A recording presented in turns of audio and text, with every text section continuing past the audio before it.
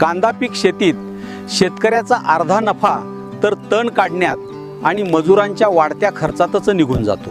पिकात वापरलेल्या fertiliser, micronutrient सुद्धा तण शोषून घेतात आणि मुख्य पिकाला आपल्या खताचा उपयोग कमी होतो, त्यामुळे उत्पादनात घट होते। आता मजूर शोधण्याची चिंता सोडा आणि खर्च वाचवा।